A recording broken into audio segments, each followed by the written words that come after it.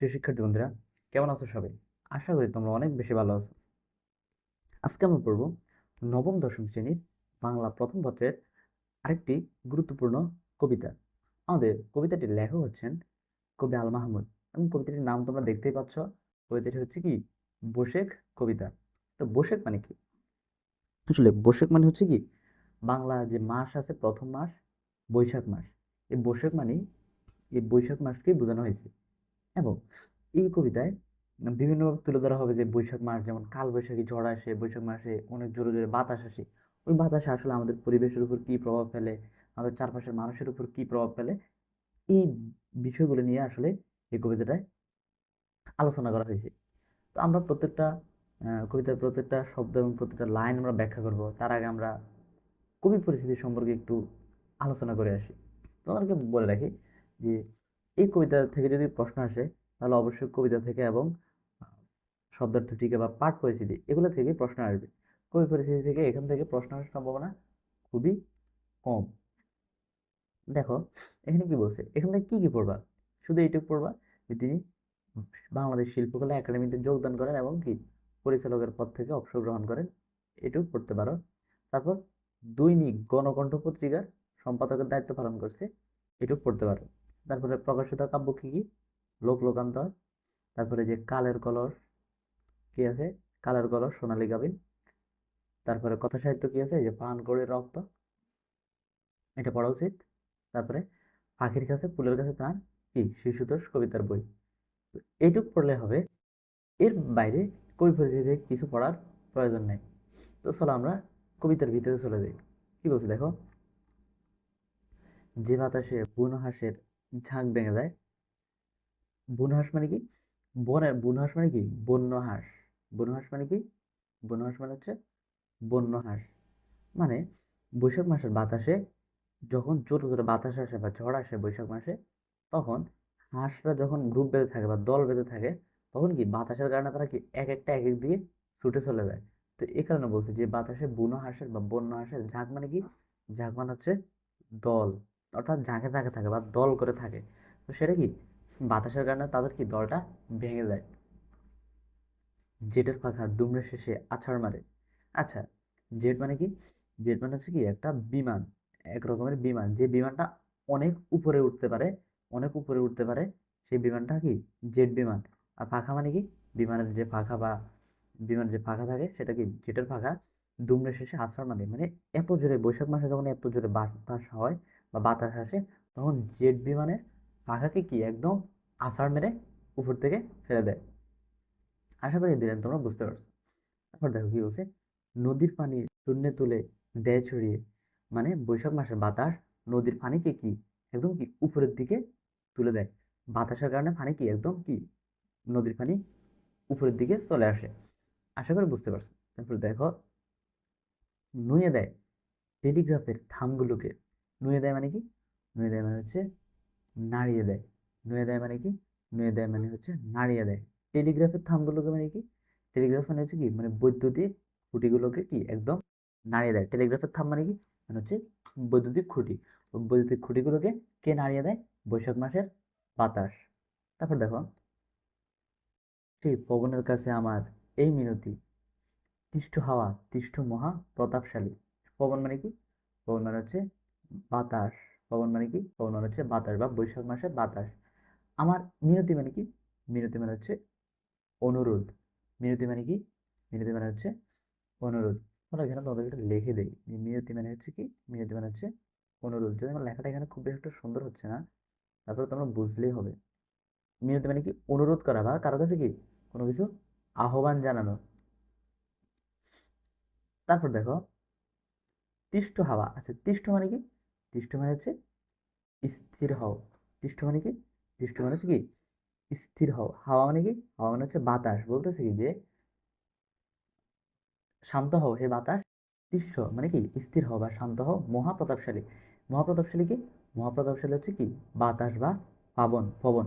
মহাপ্রতাপশালী কে? মহাপ্রতাপশালী হচ্ছে বাতাস। আচ্ছা, মহাপ্রতাপশালী মানে কি? মহাপ্রতাপশালী হচ্ছে মানে কি মহাশক্তির অধিকারী। মহাপ্রতাপশালী কে মানে কি? মহাশক্তির অধিকারী বা অনেক বেশি শক্তির অধিকারী।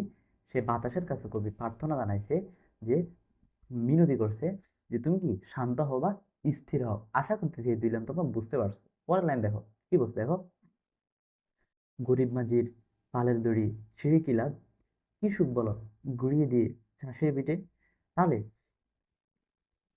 ঘুরিয়ে কার বিটে ঘুরে দিছে, অবশ্যই ঝাঁসির বিটে ঘুরে দিছে, এভাবে পরীক্ষা কোশ্চেন আসবে। তারপর দেখো, গরিব মাঝির ফালের দড়ি ছিঁড়ে গেলাম। বৈশাখ মাসে যখন অনেক জোরে বাতাস আসে, তখন গরিব যে মাঝি, মাঝি মানে কি, যে নৌকা চালায়, তার নৌকার মধ্যে একটা কাপড় থাকে লাল রঙের, সেই কাপড়টাকে বলে ফাল। ওই ফালটার দড়ি কি বাতাসে ছিঁড়ে যায়। তো কবি বাতাসে জিজ্ঞেস করতেছে যে বাতাস বা পবন, এই যে গরিব মাঝির ফালের দড়ি ছিঁড়ে তোমার লাভটা কি হয়, তারপরে তোমার তুমি কি সুখ পাও। ঝাঁসির যে বিটে, বিটে মানে কি, তার ঘর বা থাকার জায়গা, থাকার জায়গাটা গুড়িয়ে দিয়ে বা লন্ডভন্ড বা নষ্ট করে দিয়ে তোমার লাভটা কি হয়। তারপর দেখো, বেগুন পাতার বাসা ছিঁড়ে টুনটুনিদের উল্টে ফেলে দুঃখী মায়ের বাতের হাঁড়ি। হে দেবতা বলো তোমার কি আনন্দ, কি মজা পাও বাবুই পাখির ঘর উড়িয়ে। দেখো, টুনটুনি পাখি সবসময় ছোট ছোট গাছে বাসা করে। টুনটুনি পাখি উড়ে খুব বেশি একটা উঠতে পারে না, এজন্য তারা কি একদম ছোট গাছে, যেমন বেগুন গাছ বা এসব গাছে গাছে টুনটুনি পাখি বাসা বানায়। এজন্য বলছে যে টুনটুনি পাখির বাসা ছিল তোমার লাভ কি হয়। তারপর বলছে উল্টে ফেলে দুঃখী মায়ের বাতের হাঁড়ি, মানে যেখানে ভাত রান্না করে সেটা কি বলে বাতের হাঁড়ি।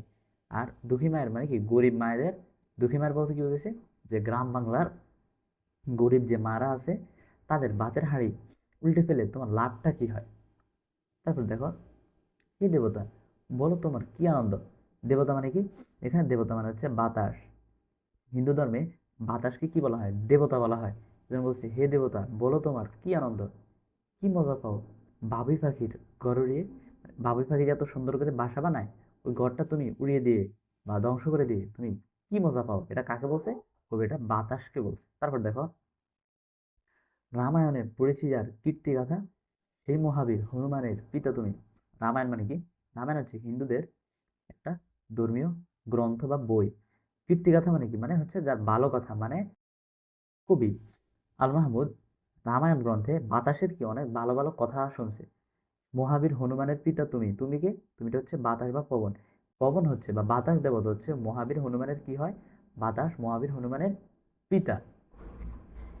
তারপর দেখো, কালিদাসের মেঘদূতে যার কথা আছে, তুমি নাকি সেই দয়ালু মেঘের সাথে। আচ্ছা, কালিদাসকে, কালিদাস হচ্ছেন একজন কবি, তিনি সংস্কৃত ভাষার একজন কবি। মেঘদূত কি, মেঘদূত হচ্ছে কালিদাসের একটা গ্রন্থের নাম বা বিখ্যাত একটা গ্রন্থের নাম। তো কালিদাসের এই যে বিখ্যাত একটা গ্রন্থ মেঘদূত, ওই মেঘদূত বইয়ে, মেঘদূত গ্রন্থে বাতাস সম্পর্কে কথা আছে। বাতাস সম্পর্কে কি কথা আছে, বলছে যে বাতাস হচ্ছে কি মেঘের সাথী এবং বাতাস হচ্ছে কি দয়ালু। এটা কোথায় আছে, এটা মেঘদূত বইয়ে আছে। তারপর দেখো, তবে এমন নিষ্ঠুর কেন হলে বাতাস, উড়িয়ে নিয়ে এলে গরিব চাষির ঘরের খুঁটি। কিন্তু যারা লোক ঠকিয়ে প্রাসাদ গড়ে, তাদের কোনো ইট খসাতে পারলে না তো। কি বলছে দেখো, বাতাসকে বলতেছে যে তুমি নিঠুর কেন, বা নিঠুর মানে কি, নিঠুর মানে হচ্ছে নিষ্ঠুর, এত নিষ্ঠুর কেন তুমি হয়েছো বাতাস, তুমি কি গরিব চাষির ঘরের খুঁটি কি উড়িয়ে নিয়ে যাও। খুঁটি মানে এখানে বলছে কি ঘরের বাঁশ। কিন্তু যারা লোক ঠকিয়ে প্রাসাদ গড়ে, লোক ঠকিয়ে মানে কি, মানে মানুষকে ঠকিয়ে, প্রাসাদ মানে কি বিল্ডিং, যারা মানুষকে ঠকিয়ে মানুষের লস করে যারা বড় বড় বিল্ডিং বা প্রাসাদ বানায়, তাদের কোনো ইট খসাতে মানে কি, মানে কোনো ইট তাদের কি নাড়াইতে পারে না। তখন বাতাস আসে, তখন যারা বড় বড় বিল্ডিং এ থাকে তাদের কিন্তু কোনো ক্ষতি হয় না, ক্ষতি হয় কার, সাধারণ জনগণের। তারপর দেখো, আরে কত সুবিচারের গল্প শুনি, তুমি নাকি বাহন রাজা সুলেমানের। এখানে বলতেছে, কবি বলতেছে যে আমি কি অনেক সুবিচারের গল্প শুনি, কার সম্পর্কে, বাতাস সম্পর্কে, যে তুমি নাকি বাহন। আচ্ছা, বাহন মানে কি, বাহন মানে থেকে হচ্ছে, বাহন মানে হচ্ছে কি যানবাহন, মানে যেটা দিয়ে আমরা এক জায়গা থেকে আরেক জায়গায় যাই। যেমন আমরা এখন কি বাস একটা যানবাহন, আমরা বাসের মাধ্যমে কি এক জায়গা থেকে আরেক জায়গায় খুব সহজে যাই না। তেমনি ভাবে আমাদের ইসলামের নবী সুলাইমান আলাইহিসসালাম, সুলাইমান আলাইহিসসালামের যানবাহনের মাধ্যমে ছিল কি বাতাস। তিনি অর্ধ পৃথিবী শাসন করছে কিভাবে, এই বাতাসের মাধ্যমে তিনি কি এক জায়গা থেকে আরেক জায়গায় চলে যেত। তো কবি বলতেছে যে আমি অনেক সুবিচারের গল্প শুনি, বাতাস তুমি নাকি সুলাইমান আলাইহিস সালামের বাহন ছিলে, বা এক জায়গা থেকে আরেক জায়গায় যাতায়াতের মাধ্যম ছিলে। যার তলোয়ার অত্যাচারীর কাটতো মাথা, যার মানে কি, অর্থাৎ সুলাইমান আলাইহিস সালামের তলোয়ার, তলোয়ার মানে কি অস্ত্র, অত্যাচারীর কি কাটতো, মাথা কেটে দিত। অর্থাৎ যারা মানুষের উপর জুলুম করতো, সুলাইমান সাল্লাম তাদের কি মাথা কেটে দিত, তলার মাধ্যমে অহমিকার অট্টলিকা অট্টালিকা গড়িয়ে দিত। অহমিকার মানে কি, মানে যারা অহংকার করতো বা অহংকারীর, অট্টালিকা মানে কি, অট্টালিকা মানেও বিল্ডিং, গড়িয়ে দিত মানে কি ধ্বংস করে দিত। যে সুলাইমান আলাইহিস সালামের সুলাইমান আলাইহিস সালাম যারা অহংকারী ছিল তাদের বিল্ডিং কি ধ্বংস করে দিত। তারপর দেখো কিভাবে, বাতাসের মাধ্যমে গিয়ে গিয়ে। কবিদের এক মহান রাজা রবীন্দ্রনাথ তোমার কাছে দাঁড়িয়েছিলেন করজোড়ে, যা পুরনো শুষ্ক মরা অদরকারি কালবৈশাখীর একটি ফুঁয়ে উড়িয়ে দিতে। মহান রাজাকে রবীন্দ্রনাথ ঠাকুর, কারণ কি তিনি বিশ্বকবি ছিলেন। তোমার কাছে দাঁড়িয়েছিলেন কার কাছে, বাতাসের কাছে। কিভাবে, করজোড়ে, কর মানে কি, কর মানে হচ্ছে হাতে, কর মানে কি হাত, আর জোড়ে মানে কি, মানে হচ্ছে হাত জড়ো করে বা হাত জোর করে দাঁড়িয়েছিল কে, রবীন্দ্রনাথ ঠাকুর। যা পুরনো শুষ্ক মরা অদরকারি, শুষ্ক মানে কি শুকনা, মরা মানে কি মানে অপ্রয়োজনীয়, অদরকারি এটা মানে কি অপ্রয়োজনীয়। রবীন্দ্রনাথ ঠাকুর বলছে কি যে এসো এসো হে বৈশাখ এসো এসো, এরকম একটা রবীন্দ্রনাথ ঠাকুর কবিতা আছে না, ওই কবিতার কথাই এখানে কবি উল্লেখ করছে যে রবীন্দ্রনাথ ঠাকুর বাতাসের কাছে মিনতি করছে বা আহ্বান করছে যে বাতাস যেন যেগুলো অদরকারি শুকনা মরা সেগুলো যাতে কি কালবৈশাখের একটা ফুয়ের মাধ্যমে যাতে কি রবীন্দ্রনাথ ঠাকুর উড়িয়ে নিয়ে চলে যায়। আশা করি এই পর্যন্ত তোমরা বুঝতে পারছো, বাতাস যাতে উড়িয়ে নিয়ে চলে যায়। তারপর দেখো, ধ্বংস যদি করবে তবে শোনো তুফান, ধ্বংস করো বিভেদকারী পরগাছাদের। কবি এখানে বলতেছে যে হে বাতাস তুমি যদি ধ্বংস করতে চাও, তারপর আবার বাতাসকে বলছে যে তুফান, তুফান মানে কি বাতাস, যে তুমি যদি ধ্বংসই করতে চাও তাহলে তাদেরকে ধ্বংস করো।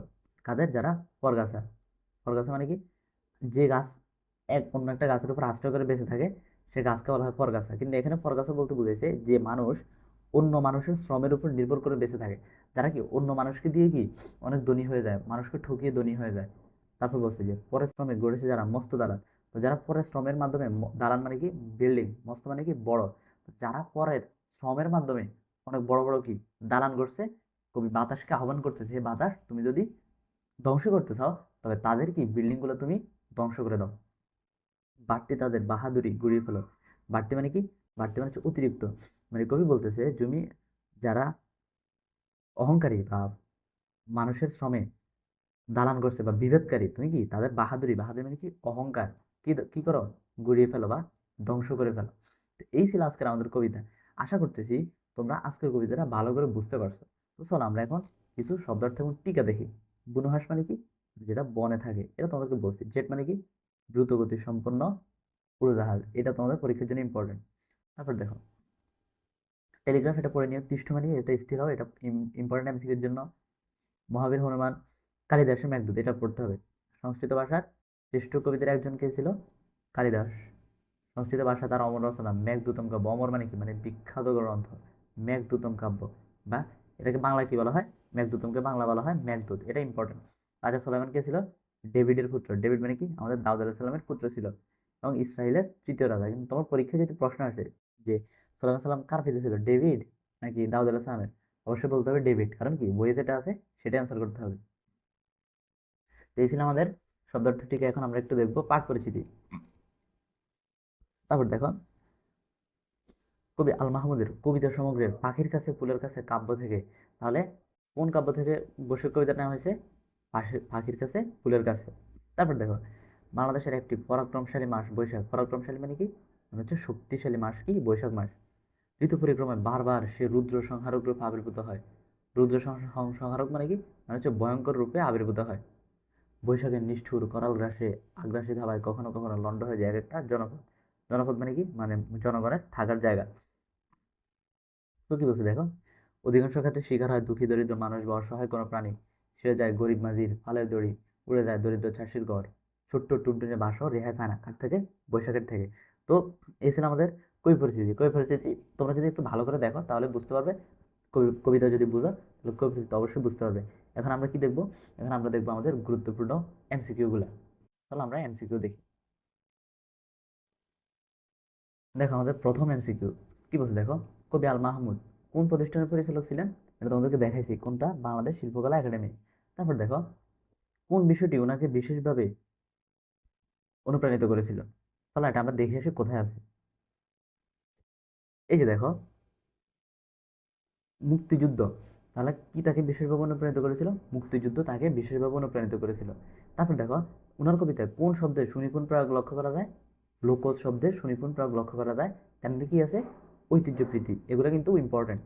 এই যে এগুলা যদি ওনার কবি পরিচিতিতে কিছু আসে তাহলে এগুলো আসতে পারে যে কোনটা ওনাকে বেশিভাবে অনুপ্রাণিত করছে আর কোন শব্দের প্রয়োগ আছে আর কি ঐতিহ্যপ্রীতি, এগুলো একটু দেখতে পারো, বাট খুব একটা প্রয়োজন নেই। প্রশ্ন যদি আসে তাহলে কবিতার ভিতর থেকে আসবে। তো চলো আমরা আমাদের এমসিকিউ সলভ যাই আবার। তাহলে এটার অ্যান্সার কি হবে? মুক্তিযুদ্ধ। কোন পত্রিকার সম্পাদক ছিলেন? দৈনিক গণকণ্ঠ, এটা দেখাইছি। কোন শব্দের সুনিপুণ প্রয়োগ রয়েছে? একটু আগে এটা দেখছো, লোকজ শব্দ। ওনার কবিতায় কি লক্ষ্য করা যায়? অবশ্যই ঐতিহ্যপ্রীতি, একটু আগেই আমরা দেখছি। তারপরে এগুলো যেখানে যেখানে ছিল ওখানে অবশ্যই বইয়ে দাগায় রাখবা। তারপরে এখানে যা আছে সবগুলো তোমরা ওনার কবি পরিচিতিতে পাই যাবে। তো আমরা কবি পরিচিতিতে আর না যাই, আমরা এখানে দেখি। কবিতায় জেটের ফাঁকা দুমড়ে শেষে আছাড় মারে বলতে কি বোঝানো হয়েছে? দেখো, জেট মানে কি আমি তোমাদেরকে বলছি, জেট মানে কি উড়োজাহাজ বা কি, জেট মানে কি উড়োজাহাজ বা বিমান। তো এখানে দেখো, নৌকার কথা কিন্তু, নদীতে নৌকা ডুবে যাওয়ার কোনো কথা কিন্তু এখানে নাই। আর জেট মানে যেহেতু বিমান, তার মানে এটা হবে না। গাড়ির কথা নাই, তাহলে অবশ্যই কি অ্যান্সার হবে? কোনটা অ্যান্সার হবে? আমাদের গ নাম্বার, বিমান দুর্ঘটনা। তারপর দেখো, নদীর পানি শূন্য তুলে দেয় ছড়িয়ে বাক্যটি দ্বারা কি বোঝায়? কি বোঝায়? অবশ্যই কি, যেহেতু বাতাসের কথা আছে আমাদের কবিতায়, তাহলে অবশ্যই কি জড় বাতাসে কি মানে চলকে ওঠায়, এটা হবে অ্যান্সার। টেলিগ্রাফের থামগুলো কি কারণে নুয়ে যায়? ভূমিকম্পের কথা কি আমাদের কবিতা আছে? অবশ্যই নাই। বজ্রপাতের কথা আছে? নাই। কি অ্যান্সার হবে? কি অবশ্যই কি ভারী বৈশাখী ঝড় বাতাসের কারণে। ভারী বৃষ্টির কারণে কি আছে? না, কারণ ভারী বৃষ্টির কথা আমাদের কবিতায় কি বলা হয় না। তাহলে অ্যান্সার কি হবে? খ নম্বর। তারপর দেখো, বসুক কবিতায় কবি কার কাছে মিনতি জানায়? অবশ্যই কার কাছে? পবনের কাছে। কার কাছে? পবনের কাছে। চলো আমরা এটা দেখে সেটা কোথায় আছে। এই যে দেখো, সেই পবনের কাছে আমার এই মিনতি, তিষ্ঠ হাওয়া তিষ্ঠ মহা প্রতাপশালী। তাহলে পবন মানে কি? পবন মানে হচ্ছে বাতাস। তাহলে কবি কার কাছে মিনতি করছে? অবশ্যই পবনের কাছে। এটা অবশ্যই তোমরা এই লাইনটা এখান থেকে ভালো করে দাগাই নেবে। তো চলো আমরা পরের এমসিকিউ তে যাই। তারপর দেখো, পবন বলতে কি বুঝাইছে? একটু আগে বলছি, তীব্র জড় বাতাস। এখন বাতাস যদি শান্ত হইতো, তবে কি বাতাসের কাছে কিছু মিনতি করতো যে বাতাস তুমি কারো ধ্বংস করে না, শান্ত বাতাস কারো কোনো ক্ষতি করে না। মৃদু বাতাস, মৃদু মানে কি হালকা বা শান্ত, মৃদু বাতাস হবে না, দমকা বাতাস না। কবিতায় কি বলা হয়েছে? তীব্র জড় বাতাস। তারপর দেখো, বসুক কবিতায় কবি কাকে মহাপ্রতাপশালী বলে সম্বোধন করেছে? যে তিষ্ঠ হাওয়া, হাওয়া মানে কি বাতাস, আবার বলছে যে তিষ্ঠ মহাপ্রতাপশালী। তাহলে কাকে বলছে? অবশ্যই কি বৈশাখের জড় বাতাসকে। অ্যান্সার কি হবে? অবশ্যই বৈশাখের জড় বাতাস। এরপর দেখো, তিষ্ঠ হাওয়া বলতে কি বুঝেছি? অনেকবার বলছে তিষ্ঠ মানে কি শান্ত হও। তিষ্ঠ হাওয়া মানে কি, মানে বাতাস তুমি স্থির হও বা শান্ত হও। অ্যান্সারে যদি শান্ত না থাকে, যদি স্থির থাকে, তাহলে অবশ্যই স্থির দেখাবে। কাকে স্থির হওয়ার জন্য অনুরোধ করছে? এই যে দেখো, কাকে? বৈশাখের বাতাসকে। হাওয়া মানে কি? হাওয়া মানে বাতাস। গরিব মাদের পালের দড়ি ছিঁড়ে কি লাভ, বাকের কবি প্রকাশ করতে কি চাইছে? অবশ্যই কি শক্তিশালী বাতাসের প্রতি কি একটা অভিযোগ জানাইছে। কি অভিযোগ? বাতাসে কি গুঁড়িয়ে দেওয়ার কথা বলছে? কি? টেলিগ্রাফের থাম কিন্তু গুঁড়িয়ে দেওয়ার কথা বলে নাই। টেলিগ্রাফের থাম কি কিসের কথা বলছে? টেলিগ্রাফের থাম নুড়িয়ে দেওয়ার কথা বলছে। মানে কি ক নাম্বার অ্যান্সার হবে না। টেলিগ্রাফের থাম কিসের কথা বলছে? যদি বলতো যে কি নুড়িয়ে দেওয়ার কথা বলছে, তাহলে অ্যান্সার কি হবে? অ্যান্সার হবে টেলিগ্রাফের থাম। এখানে কি হবে? আর নৌকার ফাল কি হবে? না, নৌকার ফাল হচ্ছে ছিঁড়ে দেওয়ার কথা বলছে। আর নদীর পাড়ের কথা আমাদের কবিতে উল্লেখ নাই। আর তাহলে কি গুঁড়িয়ে দেওয়ার কথা বলছে? অবশ্যই ছাঁসির বিটে। এটা কোথায় আছে আমি তোমাদেরকে একটু করে দেখাবো। তারপর দেখো, বেগুন পাতায় টুনটুনিদের বাসা কে ভেঙে দেয়? অবশ্যই যেহেতু বাতাস নিয়ে কথা, তাহলে কি বৈশাখের জড় বাতাস। তারপর দেখো, দুঃখী মায়ের ভাতের হাঁড়ি উল্টে ফেলার জন্য কবি কাকে দায়ী করেছেন? অবশ্যই কি বৈশাখের জড় হাওয়াকে। তারপর দেখো, ওই বৈশাখী জড় বাতাসকে কি বলে সম্বোধন করছে? কি বলছে? কবি বলছে কি হে দেবতা। ঠাকুরও বলে নাই, ঈশ্বরও বলে নাই, শক্তিশালীও বলে নাই, কি বলছে? দেবতা। দেখো, মহাপ্রতাপশালী বলছে। মহাপ্রতাপশালী মানেও কিন্তু শক্তিশালী, কিন্তু এক্সাক্ট ওয়ার্ডটা কিন্তু, শক্তিশালী ওয়ার্ডটা কিন্তু কবিতা আসে নাই। কোন ওয়ার্ড আসছে? অবশ্যই কি দেবতা। বাতাস কি বলছে? হে দেবতা, মানে দেবতা। জড়ো হাওয়া কার ঘর উড়িয়ে নিয়ে যায়? কার ঘর? চল আমরা কবিতা থেকে দেখে আসি। এই যে দেখো, এখানে গুড়িয়ে দেয় শাঁসির বিটে। তাহলে কার বিটে গুড়িয়ে দেয়? শাঁসির বিটে। এটা একটু আগে তোমাদেরকে বলা হয়েছে। এরপর দেখো, আর ঘর উড়িয়ে দেয় কার? ভাবি পাখির কি ঘর উড়িয়ে দেয়। তাহলে ঘর উড়িয়ে দেয় কার? ভাবি পাখির। আর গুড়িয়ে দেয় কার? গুঁড়িয়ে দেয় কার? গরিব চাষির বিটে। আর যদি নুড়িয়ে দেয় তাহলে কি? নুড়িয়ে দেয় কি হবে? এ দেখো, নুয়ে দেয় টেলিগ্রাফের থাম। আর যদি নুয়ে দেওয়ার কথা হয় তাহলে টেলিগ্রাফের থাম। আর ছিঁড়ে দেয় কার বাসা? টুনটুনি পাখির বাসা। আর উল্টে ফেলে কার? উল্টে ফেলে হচ্ছে দুঃখী মায়ের ভাতের হাঁড়ি। আশা করতেছি পার্থক্যগুলো তোমরা ধরতে পারতেছো। এখন আমরা পরের এমসিকিউ তে যাই। তাহলে ঘর উড়িয়ে নিয়ে নিয়ে যায় কার? অবশ্যই কি বাবুই পাখির হবে। এবার দেখো কোন মহাকাব্যের কথা বলছে? মহাভারতের কথা আসে নাই, শাহনামার কথা আসে নাই, কোনটার কথা আসছে? রামায়ণ। এখানে একটা আছে দেখো, বুনো হাঁসের জান বেঁধে দেয় কি কারণে? অবশ্যই কি কিসের বাতাসে? অবশ্যই কি বৈশাখের বাতাসে। তারপর আমরা পরে এমসিকিউতে যাই। বৈশাখ কবিতায় কবি কি পড়ার কথা বলছে? যে কবি বলছে যে রামায়ণে পড়েছি যার কীর্তিগাথা। তাহলে অ্যান্সার কি হবে? অ্যান্সার হবে রামায়ণ। তারপর দেখো কবি রামায়ণে কার কীর্তিগাথার কথা বলছে? কার? মহা মহাবীর হনুমানের। তারপর দেখো বৈশাখ কবিতায় কবি মহাবীর বলে কাকে সম্বোধন করছে? যে মহাবীর হনুমান। তাহলে কি হবে? হনুমান। বিখ্যাত কোন কাজের কথা উল্লেখ করা হয়েছে? কোন কাব্যে? এখানে কাজের হবে না, এটা হবে কাব্যের। কোন কাব্যের কথা উল্লেখ করা হয়েছে? অবশ্যই কি মেঘদূত কাব্যের কথা বলা হয়েছে। মেঘদূত কাব্যটির রচয়িতাকে কালিদাস। সেটা কোথায়? সেটা আমাদের পাঠ পরিচিতি গেলে তোমরা পেয়ে যাবে। ধরো মেঘের সাথে বলতে কবি কাকে বুঝিয়েছেন? বায়ু মানে কি বাতাস, তার মানে কি বাতাস দেবতা বা বাতাসের কথা বলছে যে হে দেবতা, তাহলে কি বায়ু দেবতা। তারপরে এমসিকিউ দেখো, কাকে দয়ালু বলে সম্বোধন করছে? অবশ্যই কাকে? বাতাসকে। বসু কবিতা কবি কাকে নিষ্ঠুর বলছে? বাতাসকে দয়ালু বলছে, আবার কি বাতাসকেই নিষ্ঠুর বলছে। ঝড়ো বাতাসে কার ঘরের খুঁটি উড়িয়ে নিয়ে যায়? কার? অবশ্যই কি গরিব চাষি। আর ঘরে উড়িয়ে নিয়ে যায় বাবুই পাখির। আর দক্ষিণে মায়ের কি? দক্ষিণে আমার ভাতের হাড়ি উল্টে ফেলে। আর গরিব মেয়েদের কি করে? গরিব মেয়েদের হচ্ছে পাল ছিঁড়ে নিয়ে যায়। কবি লোক ঠকিয়ে কি গড়ার কথা বলছে? অবশ্যই কি প্রাসাদ। চলো দেখি আমরা এটা কোথায় আছে। এতে কি বলছে দেখো, কিন্তু যারা লোক ঠকিয়ে প্রাসাদ গড়ে, তারা লোক ঠকিয়ে কি গড়ার কথা বলা হয়েছে? অবশ্যই কি প্রাসাদ গড়ার কথা বলা হয়েছে। তো চলো আমরা পরের এমসিকিউতে যাই। তারপর দেখো কি বলছে দেখো, বৈশ্বিক কবিতায় জড়ো হওয়া কাদের ইট খসাতে পারে না? অবশ্যই কাদের? অত্যাচারের ইট কি খসাতে পারে না। ক্ষতি করে কার? গরিবদের। এরপর দেখো লোক ঠকিয়ে প্রাসাদ গড়ে বলতে কবি কাদের ইঙ্গিত করছে? লোক ঠকিয়ে প্রাসাদ গড়ে বলতে কাদের ইঙ্গিত করছে? তাহলে আমরা কবিতা থেকে দেখে আসি। এই যে দেখো এখানে আছে কি বলছে যে কিন্তু যারা লোক ঠকিয়ে প্রাসাদ গড়ে তাদের কোনো ইট খসাতে পারলে না তো। এটা কোথা থেকে নেওয়া হয়েছে? এটা এখান থেকে নেওয়া হয়েছে। তো চলো আমরা পরের এমসিকিউ দেখি। তাহলে লোক ঠকিয়ে তারা প্রাসাদ গড়ে, তারা কি? তারা হচ্ছে অত্যাচারী। এটা কি হবে? অ্যান্সার হবে অত্যাচারী। দুঃখীদের কথা হবে না, শ্রমজীবী হবে না, ধনী হইলেও কিন্তু সমস্যা নেই। যারা মানুষের উপর যদি কেউ অত্যাচার না করে তাহলে কি সে ধনী হইলেও সমস্যা নেই। তাহলে অ্যান্সার কি হবে? অত্যাচারী। কিসের গল্প শোনার কথা বলছে? যে হায়রে কত সুবিচারের গল্প শুনি, তুমি নাকি বাহন রাজা সুলেমানের। এই দুইটা লাইন থেকে এটা নেওয়া হয়েছে। তোমরা অবশ্যই কবিতা থেকে এটা দাগায় রাখবে। কবি কোন ন্যায় বিচারক রাজার কথা বলছে? অবশ্যই কি রাজা সুলেমান। তারপর দেখো, আচ্ছা সুলেমানের বাহন বলতে কাকে নির্দেশ করা হয়েছে? অবশ্যই কি বাতাস। তারপর দেখো অত্যাচারী মাথায় কার তলোয়ার? অবশ্যই কার? সুলেমান আলাইহিস সালামের তলোয়ার। কবি অহমিকার অট্টালিকা বলতে কি বুঝাইছে? অহমিকা মানে কি অহংকারীদের বাড়ি। তারপর দেখো কবি অত্যাচারীদের কোন শাস্তি দেওয়ার কথা বলছে? অত্যাচারীদের কি তলোয়ার দিয়ে মাথা কাটা। কোন শাস্তির কথা বলছে? যে তলোয়ার কাটতো মাথা, কার তলোয়ারে? সুলাইমান আলাইহিস সালামের তলোয়ারে। কবিদের মহারাজা কাকে বলা হয়েছে? অবশ্যই কি রবীন্দ্রনাথ। কবিদের এক মহান রাজা রবীন্দ্রনাথ তোমার কাছে কি হাত করজোড় করছে? কার কাছে? বাতাসের কাছে। রবীন্দ্রনাথ করজোড়ে কার কাছে দাঁড়িয়েছিল? এখানে কার কাছে হবে? যদি বাতাস থাকতো অ্যান্সার তাহলে বাতাস, তাহলে এখানে অ্যান্সার যেহেতু বাতাস নেই তাহলে কি হবে? কালবৈশাখীর কাছে। বসুক কবিতা কবি কাকে বিধ্বংসী বলছে? কাকে? অবশ্যই কি কালবৈশাখের তুফানকে। কালবৈশাখের তুফানকে। তারপর দেখো আমাদের পরে এমসিকিউতে যাই। এখানে কি বলছে দেখো যে কবি কালবৈশাখকে কি ধ্বংস করার আহ্বান জানাইছে? কি ধ্বংস করতে? যারা বিরোধকারী বর্গ আছে তাদেরকে কি কবি ধ্বংস করতে বলছে। বিরোধকারী পরাশ্রমিক কি গড়ে? পরাশ্রমিক কি গড়ে? প্রাসাদ না অট্টালিকা? কি হবে? মস্ত দালান গড়ে। কি হবে? মস্ত দালান।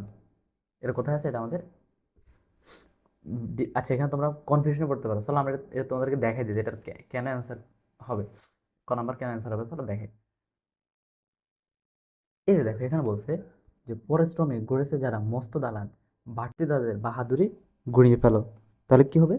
যে পরিশ্রমে কি করছে? যারা মস্ত দালান করছে তাদের কি বাহাদুরি গুঁড়ে দিতে বলছে। তাহলে অ্যান্সার কি হবে? অ্যান্সার হবে মস্ত দালান। তো চলো আমরা পরের এমসিকিউতে যাই। তারপর এমসিকিউ দেখো, এখানে কি বলছে, বৈশাখ কবিতায় বৈশাখী ঝড় বাতাস যা ঘটে তার সম্পর্কে কি বলা হয়েছে, যে বুনো হাঁসে কি জাগ ভেঙে দেয়, আর কি নদীর পানি ছড়িয়ে দেয়, যেটার ভাগা ভেঙে দেয়। তাহলে অ্যান্সার হবে সবগুলা, এটা হবে, এটা হবে, তাহলে অ্যান্সার সবগুলা। বৈশাখ বাতাসের কাছে কবি মিনতি দানি যে কি বলছে, মিনতি দানিকে অনুরোধ করা যে অস্থির হতে বলছে, না অস্থির হতে কিন্তু বলেন নাই, শান্ত হতে বলছে, আর কি শান্ত হওয়া হয় মহাপ্রতাপশালী। তাহলে অ্যান্সার কি হবে, অ্যান্সার হবে আমাদের এই যে 1 ও 2 নম্বর। বৈশাখী ঝড় বাতাসের প্রতি কবির অভিযোগ কি জন্য, কারণ কি সে চাষের ভিড়ে গড়িয়ে দেয়, এটা হবে মাঝির ফাঁড়া দড়িয়ে ছিঁড়ে দেয়, আর কি মাঝির নৌকা ভাঙা, নৌকাকে ভাঙার কথা কিন্তু আমাদের কবিতায় কোথাও বলা নেই। তাহলে অ্যান্সার কি হবে, অ্যান্সার হবে খ নম্বর। বৈশাখী ঝড় বাতাস ক্ষতি করে, কার ক্ষতি করে, দুঃখে মারও ক্ষতি করে, টুনটুনিদের বাসারও ক্ষতি করে, মানুষের ক্ষতি করে, এরকম কোনো কিছু কিন্তু আমাদের কবিতা নাই। হ্যাঁ, আলাদা আলাদা আছে, দুঃখে মায়ের ক্ষতি করে, তারাও মানুষ, কিন্তু আলাদা করে যেহেতু মানুষের কথা উল্লেখ নাই, তাহলে অ্যান্সার হবে কি গ নম্বর। কালবৈশাখী ঝড়ের প্রতি কবির আক্ষেপ কেন, কারণ কি কালবৈশাখী ঝড় কি গরিব মাঝির ক্ষতি করে, দুঃখী মায়েরও ক্ষতি করে, আবার কি পাখিদের ক্ষতি করে। তাহলে অ্যান্সার কি হবে, অ্যান্সার গ নম্বর। হনুমান ও কালিদাসের সাথে কিসের সম্পর্ক রয়েছে, কালিদাসের সাথে সম্পর্ক রয়েছে কিসের, মেঘদূতের। আর হনুমানের সাথে সম্পর্ক রয়েছে কিসের, রামায়ণের। তাহলে অ্যান্সার কি হবে, অ্যান্সার হবে 1 ও 2।